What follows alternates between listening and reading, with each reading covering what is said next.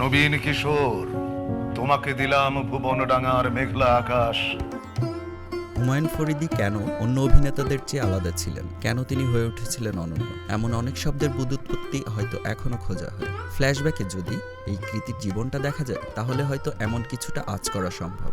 আজ অভিনেতার জন্মদিনে থাকলো এমন কিছু তথ্য যা তার অভিনয় জীবনে রেখেছিল আলাদা প্রভাব।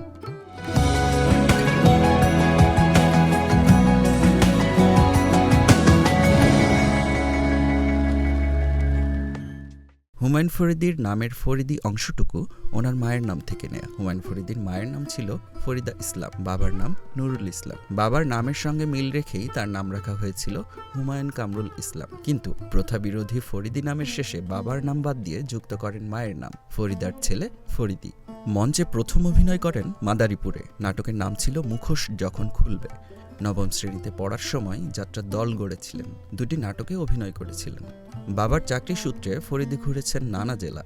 ইন্টারমিডিয়েট পাশের পর তিনি 5 বছর পড়াশোনা না করে ঘুরে বেরিয়েছেন। পরে ভর্তি হন জাহাঙ্গীরনগর বিশ্ববিদ্যালয়ে। সেখান থেকে ঢাকা থিয়েটার, টিভি নাটক ও চলচ্চিত্র অভিনয়। হুমায়ুন ফরিদীর প্রথম থিয়েটার দলের নাম ঢাকা থিয়েটার। এতে যোগ দেওয়ার পর অভিনয় করা প্রথম নাটক শকুন্তলা। অভিনয় করেন তক্ষক চরিত্রে। মঞ্চে ঢাকা থিয়েটারের মুনতাসির ফ্যান্টাসি, কীর্তন খোলা, কেরামত মঙ্গলের মতো কালজয়ী নাটকে অভিনয় করে নিজের জাত চিনিয়েছেন তিনি। মঞ্চে অভিনয়ের রীতি টানেন 1992 সালে। টেলিভিশনে অভিনীত প্রথম নাটক আতিকুল হক চৌধুরীর পরিচালনায় নিখোঁজ সংবাদ। নগদে 500 টাকা বা তার বেশি পেমেন্টে পেতে পারেন ঢাকায় জমিসহ 20 কোটি টাকার পুরস্কার।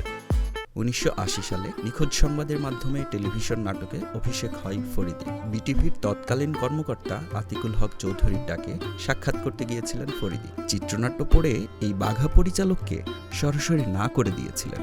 বিস্ময় ও হতবাক আতিকুল হক চৌধুরীকে জানিয়েছিলেন চরিত্র পছন্দ না হলে তিনি আগ্রহ পান না। পরে অন্য চরিত্র পান ফরিদী। হুমায়ুন ফরিদী চলচ্চিত্রে খলনায়কের অভিনয় করে ব্যাপক জনপ্রিয়তা লাভ করেন। তার অভিনীত প্রথম বাণিজ্যিক চলচ্চিত্র দিনমজুর। মুক্তিপ্রাপ্ত প্রথম বাণিজ্যিক সিনেমা সন্ত্রাস।